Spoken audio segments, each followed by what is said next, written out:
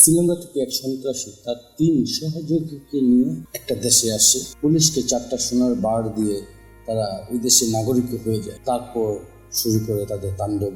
আস্তে আস্তে গোটা 40টা গ্রাম দখল করে নেয় ওরা। সবকিছু ঠিকঠাকই চলছিল ওদের রাজ্যে, কিন্তু হঠাৎ করে সেই জায়গায় চলে আসে এক কমান্ডো, আর 10 ঘন্টার মধ্যে সেই সন্ত্রাসী রাজ্য একদম ধ্বংস করে দেয়, যেটা সে গত 15 বছর ধরে তুলে গড়ে তুলেছিল। বলছিলাম সদ্য মুক্তিপ্রাপ্ত সানি দেওয়াল অভিনীত জাট সিনেমাটির কথা। কোনো স্পয়লার না দিয়ে চলো তাহলে গল্পের গভীরে ঢুকে পড়া যাক। সাল 2009, শ্রীলঙ্কার জাফনা টেরিটরি জঙ্গল মনসা। শ্রীলঙ্কান সেনাবাহিনী আর শ্রীলঙ্কার টাইগার বাহিনীর মধ্যে 8 ঘন্টা রক্তক্ষয়ী সংঘর্ষের পরে জিতে যায় সেনাবাহিনী। তারপর সেনাবাহিনী টাইগারদের টেরিটরি জাফনা জঙ্গলে গিয়ে পৌঁছে প্রথমবারের মতো, কিন্তু এখনো জাফনা জঙ্গলের পায়ে পায়ে অপেক্ষা করছিল ওদের জন্য। আর এই জন্যই এখানে খোদাই কাজ চলছিল। 4 জন খোদক মিলে বড়সড় একটা গর্ত খোঁড়ে। কি যেন খুঁজছে তারা। অনেকক্ষণ খোদাই করার পরে ওদের কোদালে কিছু একটা বাঁধে। পরে সেটা বের করে দেখে টাইগারদের সিম্বল। বাক্সটা খুলতে ওরা দেখতে পায় এর ভেতরে শুধু সোনার বার। এটা দেখেই 4 জন আর লোভ সামলাতে পারে না। সারা জীবন তো আর দিনমজুরি করে কাটানো সম্ভব নয়। তখন ওরা ডিসাইড করে এই সমস্ত সোনা নিজেরাই ভোগ করবে। ঠিক তখনই সেখানে একজন সেনা এসে পড়ে, সাথে সাথেই মেরে দেয় ওই সেনাটাকে।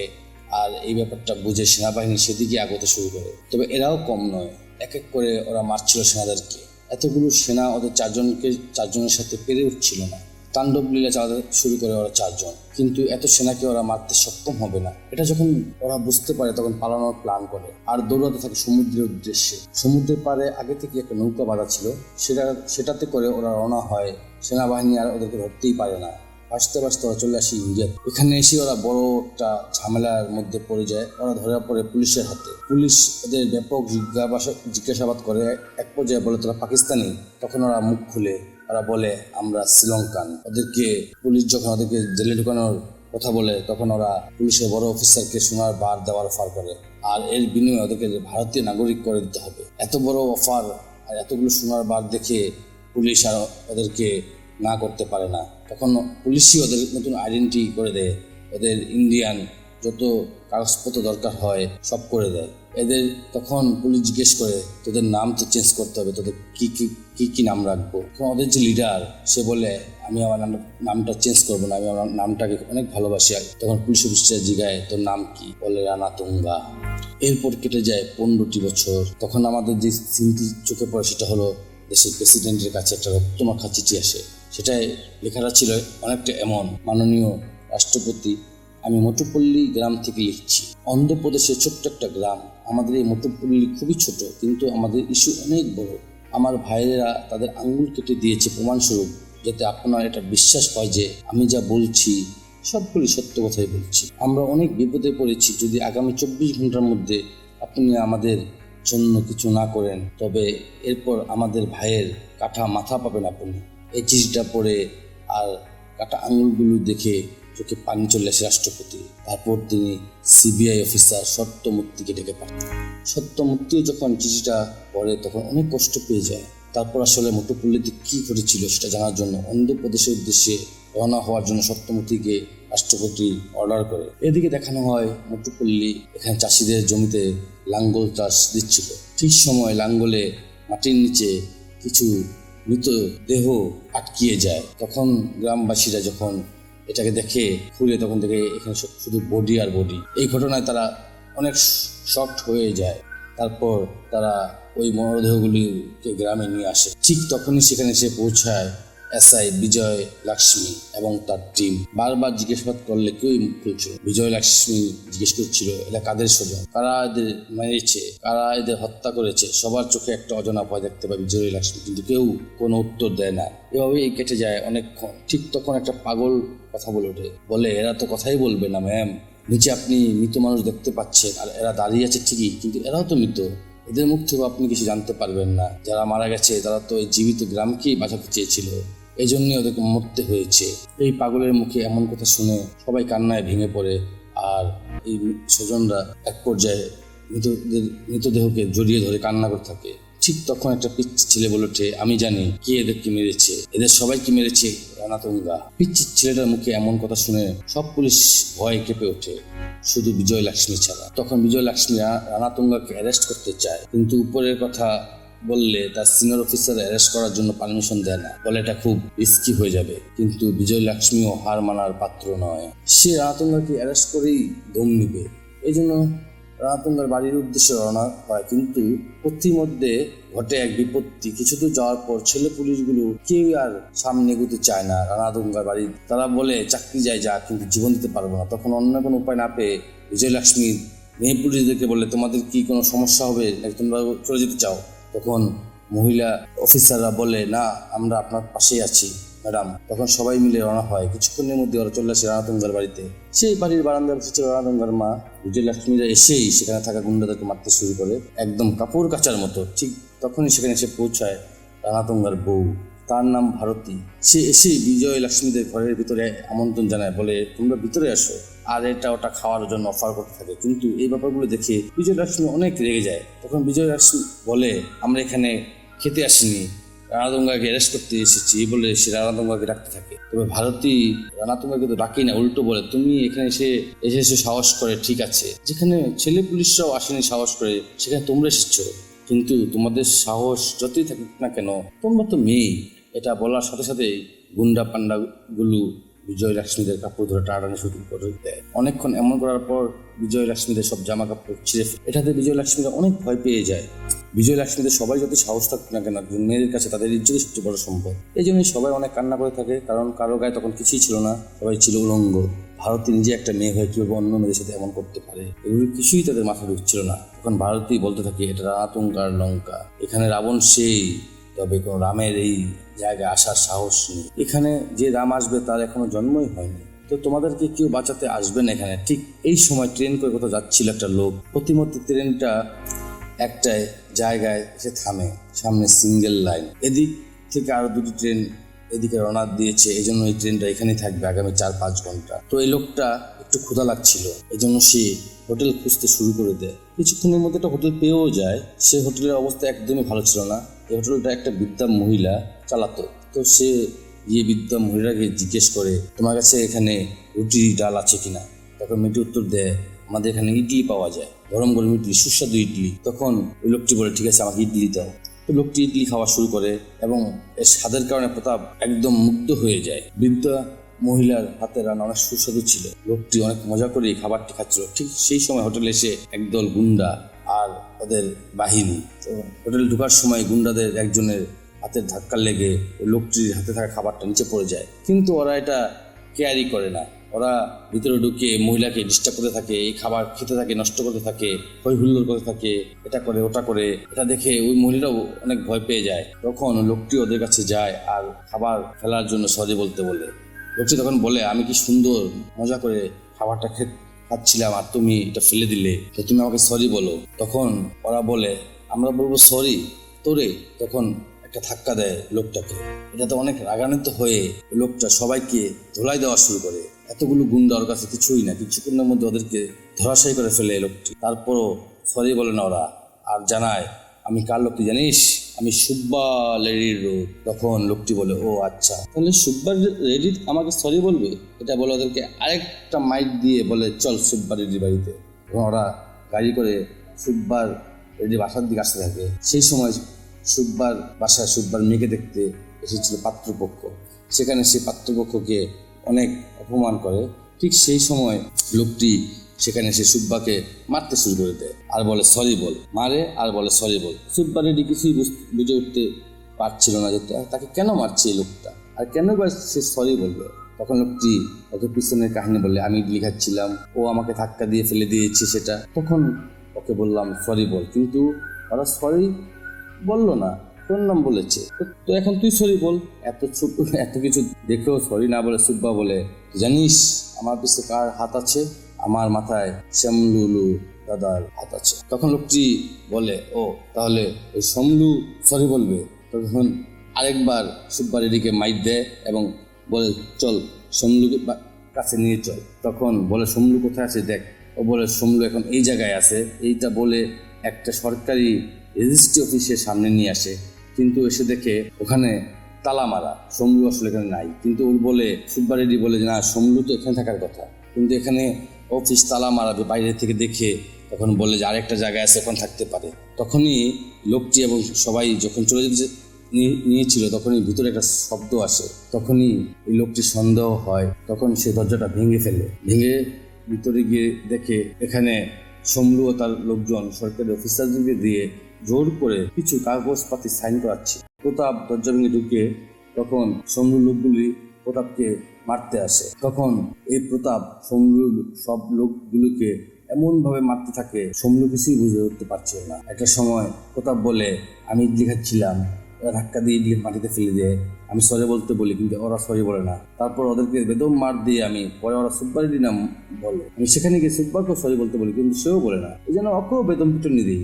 তারপরে সুব্বা কোনোভাবেই সরি বলে না, আর তোর নাম নিয়ে এখানে নিয়ে এসেছে, এখন তুই তো সরি বলবি, কিন্তু কোনোভাবেই সরি বলবে না সমলু। এই জন্য ওকেও মারতে শুরু করে প্রতাপ। তার লোকজন সহ সমলুকে কুত্তা মারার মতো মারতে শুরু করে প্রতাপ। অনেকক্ষণ মারার পর সমলু বলে, আমি কার ভাই তুই জানিস? আমি রানাতুঙ্গার ভাই। এটা শুনে প্রতাপ বলে, তাহলে রানাতুঙ্গা সরি বলবে, চল। তখন প্রতাপ সমলু সহ সবাইকে ট্রাকে করে চলে আসে রানাতুঙ্গার বাড়ি। এটা ভেঙে প্রবেশ করে বাড়ির ভিতরে সবাইকে মারতে শুরু করে দেয় প্রতাপ। আর রানাতুঙ্গাকে খুঁজতে অনেকক্ষণ মারধর করার পরে এন্ট্রি নেয় রানাতুঙ্গাকে। দেখে মনে হচ্ছিল যেন শয়তান মানুষের রূপ নিয়ে এসেছে। তখন প্রতাপ রানাতুঙ্গাকে বলে সরি বলতে, কি কি ঘটেছিল সব কাহিনী তাকে খুলে বলে। এগুলি শুনে প্রথমে রানাতুঙ্গা কষে সমলুকে একটা থাপ্পড় বসিয়ে দেয়, বলে এত ছোট্ট একটা ব্যাপার নিয়ে বাড়ি পর্যন্ত চলে এসেছিস, আর সবাইকে অবাক করে দিয়ে রানাতুঙ্গা প্রতাপকে বলে সরি। প্রতাপ শক খেয়ে যায়, কিন্তু তার থেকে বড় শক খায় বাকি সবাই। তখন প্রতাপ ওকে ধন্যবাদ দিয়ে চলে যেতে থাকে। আর যাওয়ার সময় বলে, উনি এত বিনয়ী, এই জন্য উনি এত বড় জায়গায়, আর তোরা ছোট মোটা লোক, এই জন্য তোরা ছোট জায়গায়। এগুলো বলে প্রতাপ চলে যাচ্ছিল। ঠিক তখনই সে খেয়াল করে দেখে ঘরের মধ্যে পুলিশের পোশাক পরে আছে, এই জায়গায় সেই জায়গায় ছিঁড়া ফাটা। এটাতে তার সন্দেহ হয় প্রতাপ, আর সকাল থেকে তার সাথে ঘটে যাওয়া কাহিনীগুলো মনে করতে থাকে। খাবার হোটেলেও সবার হাতে হাতিয়ার ছিল। এরপর সুব্বা রেড্ডির বাড়িতে যখন যায়, তখন সে বান্ডিল টাকাটা তার মনে পড়ে। তারপর সমলুকে যখন মারতে সরকারি কর্মকর্তাদের ওখানে যায়, তখন সরকারি কর্মকর্তা আটকে কিছু একটা সাইন করাচ্ছিল। আর এখানে ছেঁড়া ফাটা পুলিশের পোশাক, এখানে কিছু একটা গড়বড় আছে বুঝতে পারে প্রতাপ। বাইরে একটা পুলিশের ভ্যান ত্রিপল দিয়ে ঢাকা, কিন্তু এরা আসলে কারা এটা জানে না প্রতাপ।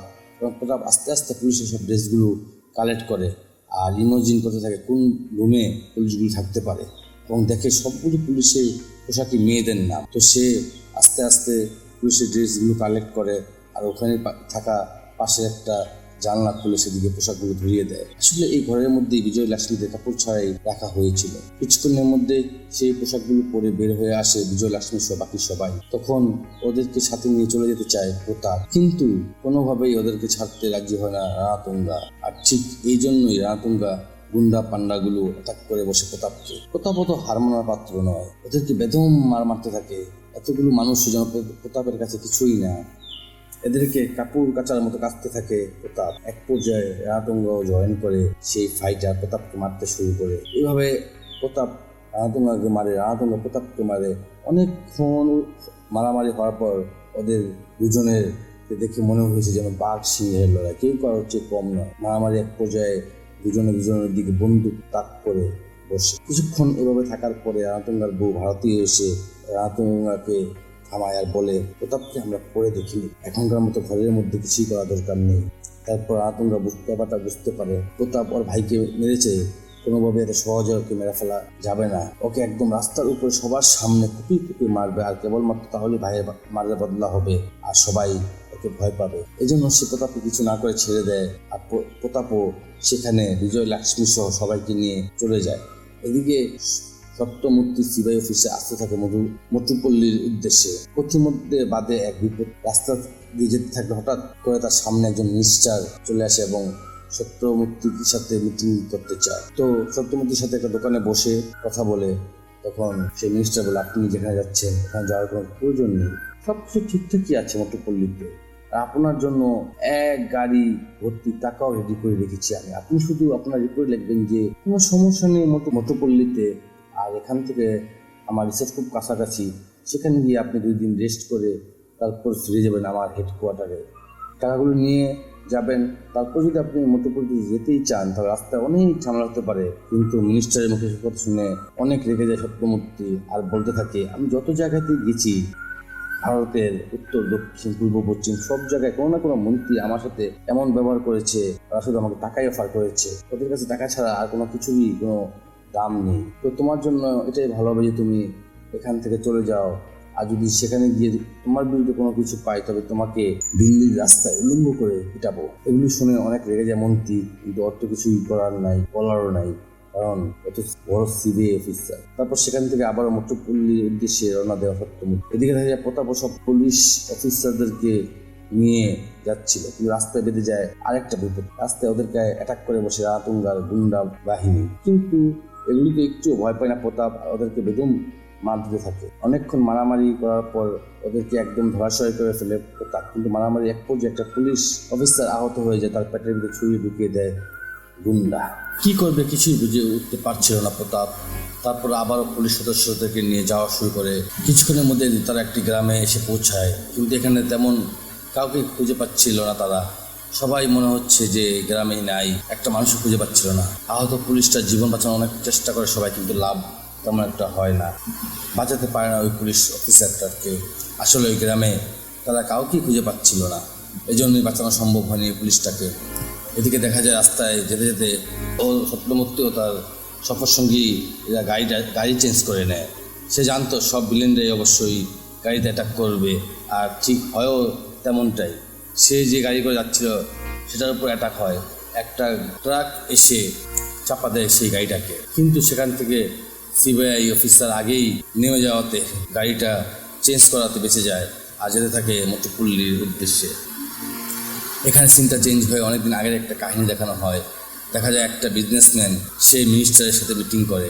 আসলে বিজনেসম্যানটা একটা ম্যাটেরিয়াল খুঁজছিল যেটার নাম থোরিয়াম। এটা ইথোরিয়ামের থেকে অনেক বেশি ভয়ঙ্কর, আর এটা গ্রামগুলো খালি করে দেওয়ার জন্য। পরদিন রাতুঙ্গা চলে যায় একটি চার্চে।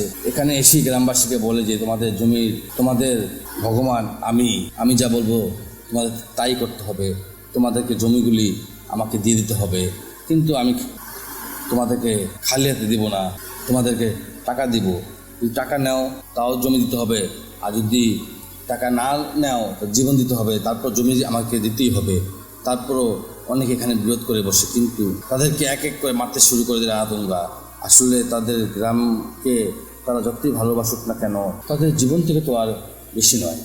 এই জন্য অনেকে ভয় পেয়ে কাগজে সাইন করে দিতে চায়, কিন্তু একটা মেয়ে অনেক চালাকির মাধ্যমে এটার একটা ভিডিও বানিয়ে ফেলে আর সেটা সোশ্যাল মিডিয়ায় আপলোড করে দেয়। এই খবরটা রাতুঙ্গার কানে যেতে খুব একটা সময় লাগে না, সাথে সাথে সে একটা পুলিশের সিআইকে বলে দেয় ব্যাপারটা দেখার জন্য। ওই পুলিশ অফিসারটার নাম সুনীল কুমার।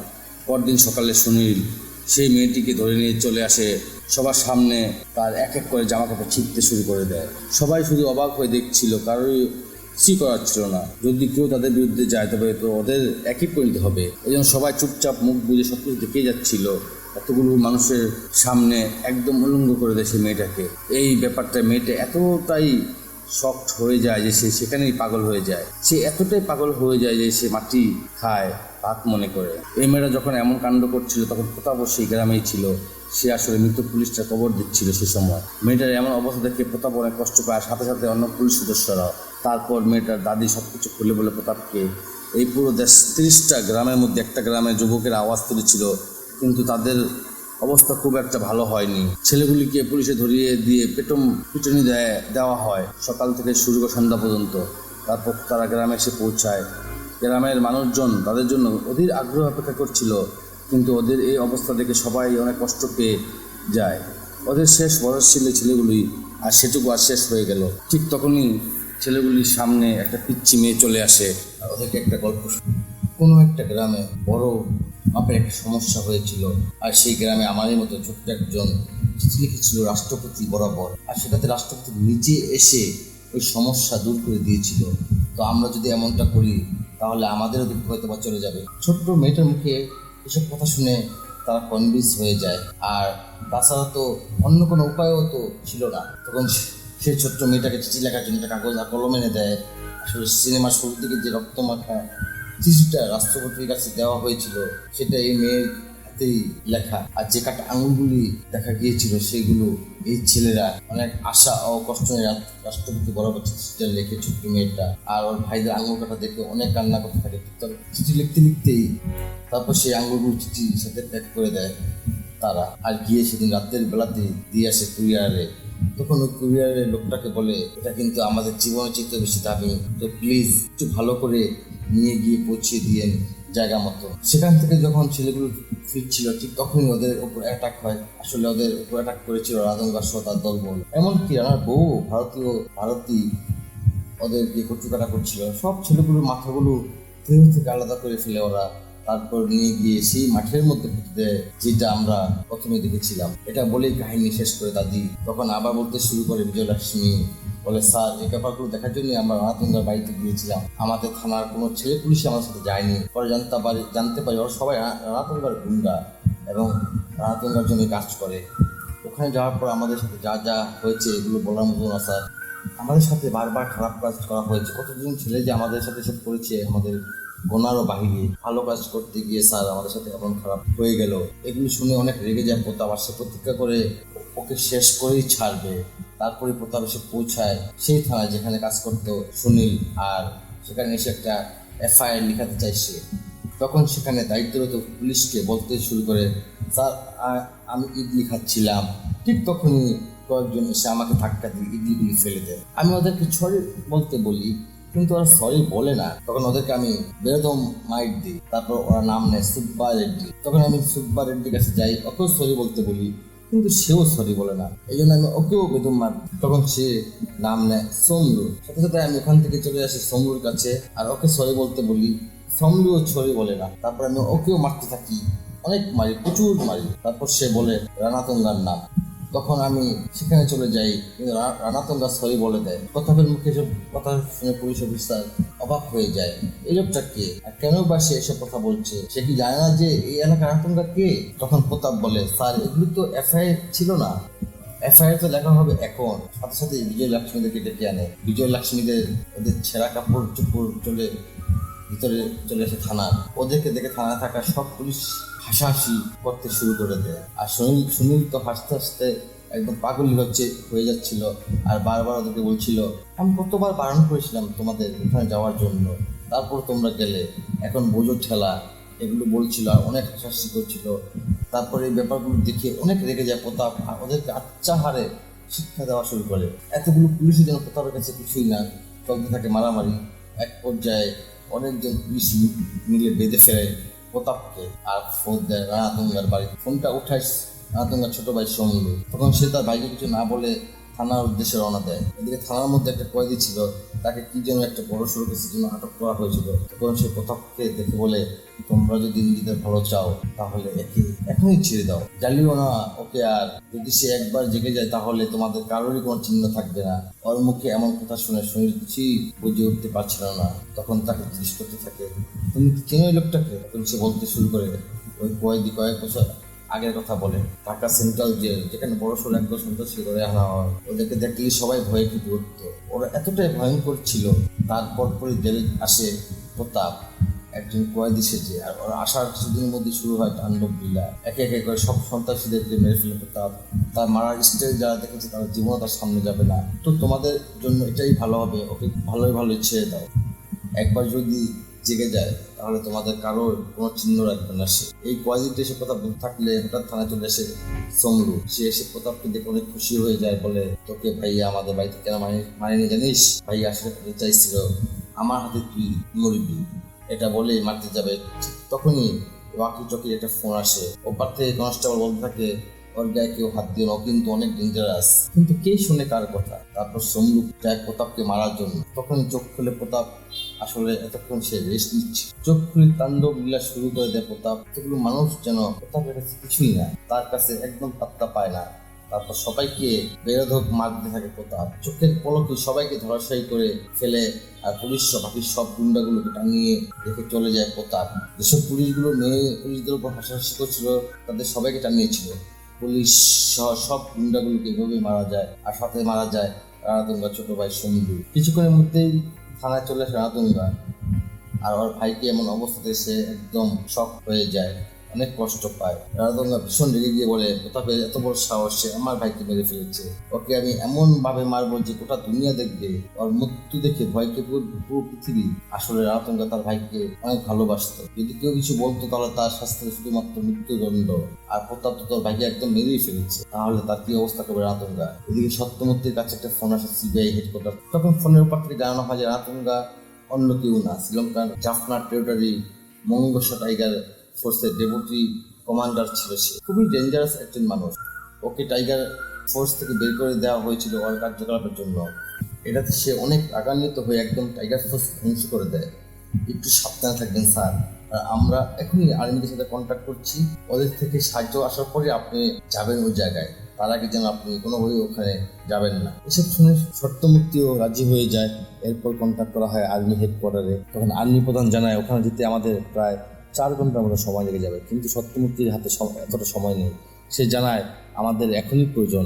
এটা শুনে আর্মি প্রধান বলে, আপনি যে জায়গায় আছেন তার পাশে আমাদের একজন এজেন্ট আছে, যদি আপনি চান তাহলে সে এজেন্টটাকে আমরা পাঠাতে পারি। কিন্তু সত্যমূর্তি বলে যে একটা এজেন্ট কি করবে, পুরো একটা ফোর্স লাগবে আমার। তখন আর্মি প্রধান শুরু করে যে এই যেন সোলজার না, সে একাই পুরো একটা ফোর্সের সমান। তার নাম বলদেব প্রতাপ সিং। তাকে আমি পাঠিয়ে দিলাম, সে একাই সবকিছু সমাধান করে দিবে, আপনারা কোনো কিছু চিন্তা করতে হবে না। তারপরে দেখা যায় রানাতুঙ্গা চলে আসে সেই বিজনেসম্যানদের সাথে দেখা করার জন্য। সাথে এনেছে লরি ভর্তি 30টা গ্রামের লোকজনদের, আমাদের জমি দলিলপত্র। আর বিজনেসম্যানটা এখানে রেডি ছিল টাকা নিয়ে। তাদের দুজনের দিনটা কমপ্লিট হতে যাবে, ঠিক তখনই সেখানে এন্ট্রি নেয় বীর প্রতাপ সিং হেলিকপ্টার উপর। আর এসেই হেলিকপ্টার থেকে গুলি করে শুরু করে তাণ্ডব লীলা। এতগুলো মানুষ প্রতাপের কাছে কিছুই না, এদিকে কুত্তা মারার মতো মারতে থাকে প্রতাপ। তারপর করে ধরে ফেলে রানাতুঙ্গাকে, চোখের পলকেই ধরাশিয়ে করে ফেলে তাকে। রানাতুঙ্গা কিছু বুঝে উঠতে পারছিল না কি হচ্ছে কি। তার সাথে ছিল অনেক মানুষ, আর প্রতাপ শুধু একা। তারপরে কেন ওর সাথে করছে না ওরা? ঠিক তখনই প্রতাপ দড়ি দিয়ে বেঁধে ফেলে রানাতুঙ্গাকে, গলায় রশির মতো টাঙিয়ে ফাঁসির মতো করে টাঙিয়ে দেয়। আর সেই দড়িটা ধরিয়ে দেয় গ্রামবাসী। আস্তে আস্তে গ্রামবাসী রশি টানতে থাকে, আর রানাতুঙ্গার শরীর থেকে জানটা বেরিয়ে দিতে থাকে। মারা যায় রানাতুঙ্গা। ঠিক ওই মুহূর্তে সেখানে চলে আসে সত্যমূর্তি, আর প্রতাপকে তার কাজের জন্য অনেক অনেক ধন্যবাদ দেয়। তারপর পরেই কনসাইনমেন্ট শেষ করে চলে যেতে থাকে প্রতাপ। তখন পিচ্ছি মেরে চলেছে তার কাছে, আর বলতে থাকে, আপনাকে অনেক অনেক ধন্যবাদ আমাদের সবাইকে বাঁচানোর জন্য। আমরা যদি ভবিষ্যতে কোনো বিপদে পড়ি তাহলে আমরা আপনাকেই কন্ট্যাক্ট করবো, আপনি আসবেন তো? প্রতাপ খুশি হয়ে বলে, হ্যাঁ। রানাতুঙ্গার তিলে তিলে গড়ে তোলা 15 বছর সাম্রাজ্য প্রতাপ শুধু 10 ঘন্টাতেই পুরো ধুলোর সাথে মিশিয়ে দেয়, আর এর মাধ্যমে শেষ হয়ে যাচ্ছে। তো বন্ধুরা, কেমন লাগলো আমাদের আজকের এই এক্সপ্লেন? অবশ্যই কমেন্ট করে জানাবেন। আর যদি এখনো চ্যানেলটি সাবস্ক্রাইব না করে থাকে তাহলে তাড়াতাড়ি সাবস্ক্রাইব করে নেন। দেখা হচ্ছে নতুন কোনো ভিডিওতে, নতুন কোনো এক্সপ্লেনে। মেনি মেনি থ্যাঙ্কস ভিডিওটি দেখার জন্য।